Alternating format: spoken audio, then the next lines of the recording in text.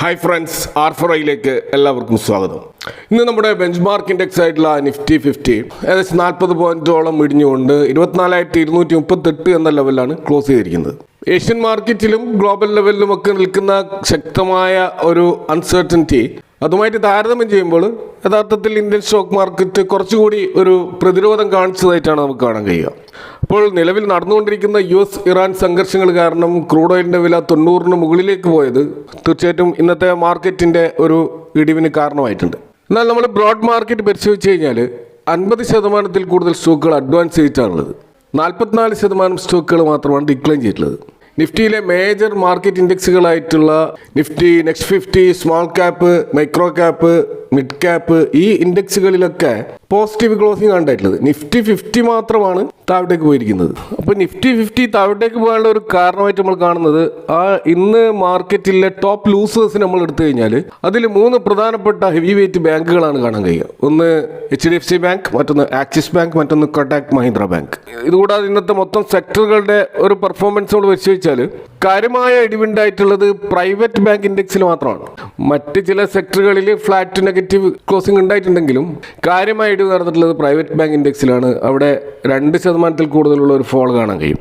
എന്നാൽ മൊത്തത്തിലുള്ള bank Nifty index അത്ര മോശമായിരുന്നില്ല. കാരണം അവിടെ PSU ബാങ്ക് സ്റ്റോക്കുകളിൽ ഏകദേശം 3%-അടുത്തുള്ള ഒരു മുന്നേറ്റം ഉണ്ടാവുകയും ചെയ്തിട്ടുണ്ട്. അപ്പോൾ ഇവിടെ ഈ പ്രൈവറ്റ് ബാങ്ക് സ്റ്റോക്കുകൾ എന്തുകൊണ്ട് താഴ്ന്നു എന്നുള്ളതാണ് പ്രധാനപ്പെട്ട ചോദ്യം. കാരണം ലാസ്റ്റ് വീക്കെൻഡിൽ വന്നിട്ടുള്ള ഈ ബാങ്കുകളുടെയൊക്കെ റിസൾട്ടുകൾ നമ്മൾ കണ്ടതാണ്. അത്ര മോശം റിസൾട്ടുകളായിരുന്നില്ല.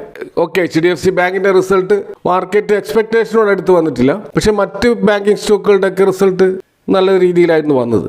പക്ഷെ നമുക്കറിയാം, ഈ റിസൾട്ടിന് മുമ്പേ ഏതാനും മാസങ്ങളായിട്ട് ഈ പ്രൈവറ്റ് ബാങ്കിങ് സ്റ്റോക്കുകളിൽ നല്ലൊരു ബൈങ് നടന്നിരുന്നു. അവിടെ വാല്യുവേഷൻ കൂടി വരുന്നുണ്ടായിരുന്നു. അപ്പോൾ റിസൾട്ടിനോടനുബന്ധിച്ച് എൻട്രി എടുത്തവർ ഒരു പ്രോഫിറ്റ് ബുക്കിങ്ങിന് വേണ്ടി ഈ ഒരു അവസരം ഉപയോഗിച്ചിട്ടുണ്ട്. അപ്പോൾ അവിടെ ഒരു സെക്ടർ റൊട്ടേഷൻ നടന്നിട്ടുണ്ട്. കാരണം ഈ സ്റ്റോക്കിൽ നിന്ന് ഫണ്ട് PSU ബാങ്ക് സ്റ്റോക്കിലേക്ക് മാറ്റിയതായിട്ട് നമുക്ക് കാണാൻ കഴിയും.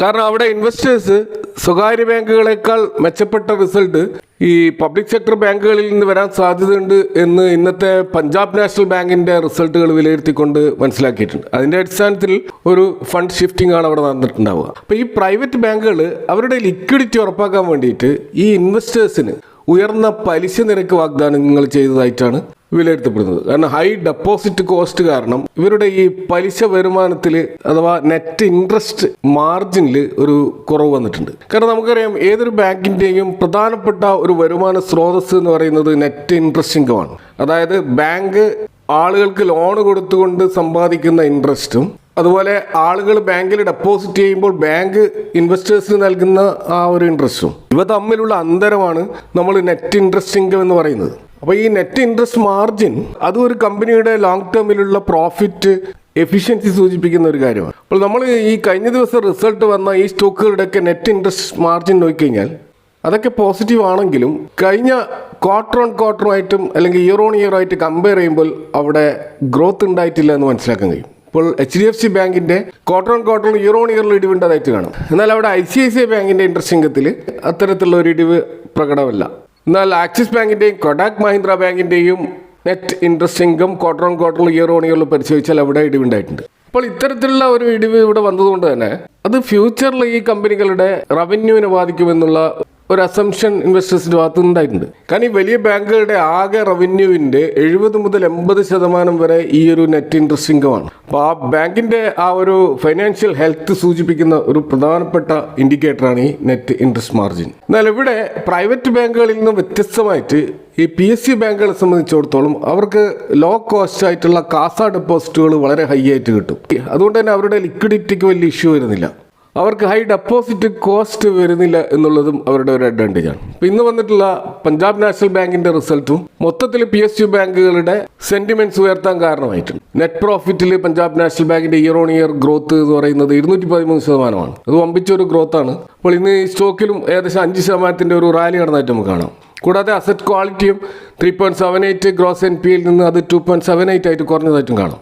അപ്പോൾ ഈ പഞ്ചാബ് നാഷണൽ ബാങ്ക് നൽകിയിട്ടുള്ള ഈ ഒരു മികച്ച തുടക്കം മറ്റ് PSU ബാങ്കിങ് സ്റ്റോക്കുകളിലൊക്കെ ഒരു എഫക്റ്റ് ഉണ്ടാക്കിയതായിട്ട് കാണാം. Canara bank, union bank, bank of Baroda തുടങ്ങിയ പല സ്റ്റോക്കുകളിൽ ഈ ഒരു മുന്നേറ്റം ഇന്ന് പ്രകടമാണ്. അതുപോലെ നെറ്റ് ഇൻട്രസ്റ്റ് മാർജിൻ നമ്മൾ ഈ പഞ്ചാബ് നാഷണലിന്റെ പരിശോധിച്ചാൽ കാണാൻ കഴിയുന്നത് 3 ബേസിസ് പോയിന്റ് മുതൽ 6 ബേസിസ് പോയിന്റ് വരെയുള്ള ഒരു വർധനമാണ് കാണുന്നത്. അപ്പോൾ ക്വാർട്ടർ ഓൺ ക്വാർട്ടറിൽ തീർച്ചയായിട്ടും അവിടെ നെറ്റ് ഇൻട്രസ്റ്റ് മാർജിൻ ഇമ്പ്രൂവ് ആയിട്ടുണ്ട്. അപ്പോൾ ഈ ഒരു എക്സ്പെക്റ്റേഷനാണ് മൊത്തത്തിൽ ഇൻവെസ്റ്റേഴ്സ് പ്രൈവറ്റ് ബാങ്കുകളിൽ നിന്നും ഫണ്ട് PSU ബാങ്കുകളിലേക്ക് ഷിഫ്റ്റ് ചെയ്യാൻ ഒരു കാരണമായിട്ട് നമുക്ക് കാണാൻ കഴിയുന്നത്. അല്ലാതെ പ്രൈവറ്റ് ബാങ്കുകളുടെ റിസൾട്ട് അത്ര മോശമായി എന്ന് നമുക്ക് പറയാൻ കഴിയില്ല. അപ്പോൾ അതുകൊണ്ട് തന്നെ ഇതൊരു ടെമ്പററി ആയിട്ടുള്ള ഒരു ഫണ്ട് ഷിഫ്റ്റിംഗ് മാത്രമായിട്ട് കണക്കാക്കേണ്ടതാണ്. അത് ഇതിൻ്റെ അടിസ്ഥാനത്തിൽ ഈ ബാങ്കുകളിൽ ഒരു പാനിക് സെല്ലിംഗ് നടത്തുന്നത് ഒരുപക്ഷെ ഒരു തെറ്റായ തീരുമാനമായിരിക്കും.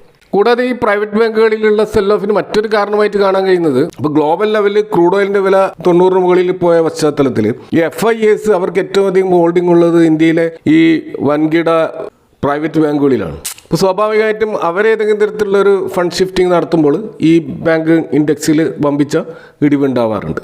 അപ്പോൾ അതും ഒരു കാരണമായിട്ടുണ്ടാവാം. അപ്പോൾ ഇപ്പോൾ നമ്മൾ ഈ ഇറാൻ US സംഘർഷം നോക്കുകയാണെങ്കിൽ മറ്റൊരു തലത്തിലേക്ക് പോകുന്നതായിട്ട് കാണാം. അപ്പോൾ നമുക്കറിയാം ഫെബ്രുവരിയിൽ ഇറാൻ US സംഘർഷം ആരംഭിച്ചതിന് ശേഷം ഇതുവരെ ഏകദേശം 17ഓളം US സൈനികർ കൊല്ലപ്പെട്ടിട്ടുണ്ട്. ഏറ്റവും ഒടുവിൽ ഈ ജോർഡാനിലെ US ബേസിന് നേരെ ഇറാൻ നടത്തിയ ബാലിസ്റ്റിക് മിസൈൽ ഡ്രോൺ ആക്രമണത്തിൽ 2 US സൈനികർ കൊല്ലപ്പെട്ടതായി സ്ഥിരീകരിക്കപ്പെട്ടിട്ടുണ്ട്. അപ്പോൾ ഇത് കൂടാതെ ഇതുവരെ ഏകദേശം 430-ലധികം US സൈനികർക്ക് ഈ മൊത്തത്തിലുള്ള ഈ ഒരു സംഘർഷത്തിൽ പരിക്കേറ്റിട്ടുണ്ട് എന്നാണ് റിപ്പോർട്ടുകൾ. അപ്പോൾ സ്വാഭാവികമായിട്ടും US പൗരന്മാരുടെ ജീവൻ നഷ്ടപ്പെടുന്നത് US വലിയ തോതിലുള്ള ഒരു സെൻറ്റിമെൻറ്റ്സ് US അഡ്മിനിസ്ട്രേഷനെതിരെ ഉയരാൻ സാധ്യതയുണ്ട്.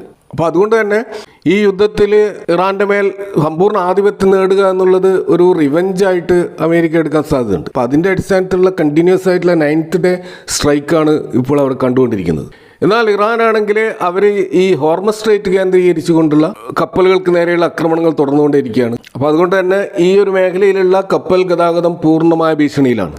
എന്നാൽ ഏറ്റവും ഒടുവിൽ നമ്മൾ കാണുന്നത് സൈനിക നീക്കങ്ങൾ രൂക്ഷമാണെങ്കിലും ചില മധ്യസ്ഥ രാജ്യങ്ങൾ ഈ ഒരു പീസ് ടോക്സിന് വേണ്ടി വീണ്ടും ശ്രമങ്ങൾ ആരംഭിച്ചിട്ടുണ്ട് എന്ന വാർത്തകളും പുറത്തു വരുന്നുണ്ട്. അതിൻ്റെ അടിസ്ഥാനത്തിലാണ് ഇന്ന് ക്രൂഡ് ഓയിലിൽ 90-ൽ നിന്നും താഴത്തേക്ക് വന്ന് 88-ലേക്ക് നിലയുറപ്പിച്ചതായിട്ട് നമുക്ക് ഏറ്റവും ഒടുവിൽ കാണാൻ കഴിയും. അപ്പോൾ ഹോർമസ് സ്ട്രൈറ്റ് വഴിയുള്ള എണ്ണക്കപ്പലുകളുടെ ആ ഒരു ട്രാൻസ്പോർട്ടേഷൻ പൂർണ്ണമായിട്ട് തടസ്സപ്പെടുകയോ അതുപോലെ ഗൾഫ് രാജ്യങ്ങളിലെ എണ്ണ ഉൽപ്പാദന കേന്ദ്രങ്ങൾക്ക് നേരെ വന്നാക്രമണം ഉണ്ടാവുകയോ ചെയ്താൽ ഒരുപക്ഷെ എണ്ണയുടെ വില $100 മുകളിലേക്ക് പോയേക്കാം.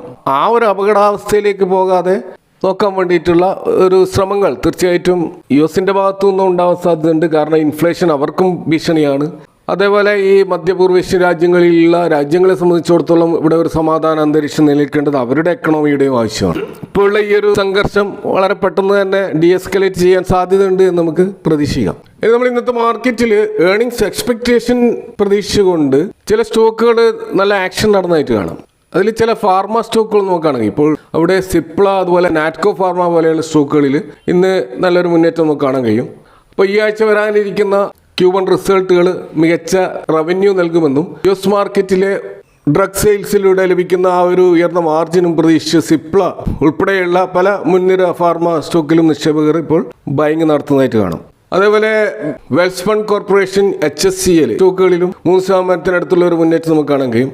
അപ്പോൾ ഈ കഴിഞ്ഞ ക്വാർട്ടറിലുള്ള ശക്തമായ ഓർഡർ ബുക്കുകളും വരാനിരിക്കുന്ന Q1 റിസൾട്ടിൽ പ്രതിഫലിക്കുമെന്നുള്ള ഒരു പ്രതീക്ഷയാണ് ഈ സ്റ്റോക്കിൽ മുന്നേറ്റം ഉണ്ടാകാൻ കാരണമായിട്ടുള്ളത്. ഇതുപോലെ ഏജിസ് ലോജിസ്റ്റിക്, GE ഷിപ്പിംഗ് പോലെയുള്ള സ്റ്റോക്കുകളിലും ഇന്ന് നല്ല മുന്നേറ്റം കാണാൻ കഴിഞ്ഞു. ക്രൂഡ് ഓയിൽ, ഗ്യാസ് വിതരണ ശൃംഖലയിലുള്ള ആ ഒരു ട്രേഡിംഗ് വോളിയത്തിൻ്റെ വളർച്ചയും മികച്ച Q1 ഏർണിങ്സ് ഉണ്ടാകുമെന്നുള്ള പ്രതീക്ഷയുമാണ് ഈ സ്റ്റോക്കിലും മുന്നേറ്റത്തിന് കാരണമായിട്ടുള്ളത്. ഇപ്പോൾ നമ്മൾ ഫൈനലായിട്ട് നിഫ്റ്റിയുടെ ഒരു ട്രെൻഡിലേക്ക് വന്നു കഴിഞ്ഞാൽ ഇപ്പോൾ പുട്ട് കോൾ റേഷ്യോ ഇപ്പോൾ കാണുന്നത് 1.3 എന്ന ലെവലിലാണ്. ഇവിടെ ട്രേഡേഴ്സ് കോൾ റേറ്റിംഗ് നടത്തുന്നതിനേക്കാൾ കൂടുതൽ പുട്ട് ഓപ്ഷനുകൾ വിൽക്കാനാണ് താല്പര്യപ്പെടുന്നത്. അപ്പോൾ ഇത് തീർച്ചയായിട്ടും മാർക്കറ്റ് താഴോട്ടേക്ക് പോകുന്നതിന് തടയാൻ കാരണമാകും. കൂടാതെ മാക്സ് പെയിൻ ഇപ്പോൾ കാണുന്നത് 24,200 എന്ന സ്ട്രൈക്കിൽ തന്നെയാണ്. അപ്പോൾ അതുകൊണ്ട് തന്നെ 24,200 ഒരു ശക്തമായ സപ്പോർട്ടായിട്ട് നിൽക്കാനുള്ള എല്ലാ സാധ്യതയുണ്ട്. കാരണം നാളെ നിഫ്റ്റിയുടെ എക്സ്പയറി ഡേ ആണ്. അപ്പോൾ അവിടെ ഈ ഒരു റേഞ്ചിൽ ചുറ്റിപ്പറ്റിക്കൊണ്ട് എക്സ്പയറി ഡേ നിലനിർത്താൻ വേണ്ടിയിട്ടുള്ള ശ്രമം ട്രേഡേഴ്സ് നടത്താൻ സാധ്യതയുണ്ട്. ഹയസ്റ്റ് കോൾ സൈഡിലുള്ള ഓപ്പൺ ഇൻട്രസ്റ്റ് ഇപ്പോൾ കാണുന്ന 24,500 ലെവലിലാണ്. അതുകൊണ്ട് തന്നെ 24,500 ഒരു ശക്തമായ റെസിസ്റ്റൻസ് ആയിട്ട് നിൽക്കാനുള്ള സാധ്യതയും നമുക്ക് കാണാൻ കഴിയും. അപ്പോൾ ഇതൊക്കെയാണ് ഇന്നത്തെ മാർക്കറ്റുമായി ബന്ധപ്പെട്ടുകൊണ്ട് നിങ്ങളുമായിട്ട് ഷെയർ ചെയ്യാനുള്ളത്. ഈ വിഷയങ്ങളുമായി ബന്ധപ്പെട്ടുകൊണ്ടുള്ള നിങ്ങളുടെ അഭിപ്രായങ്ങളും കമൻറ്റുകൾ അറിയിക്കുക. Thanks for watching. See you next time with another video.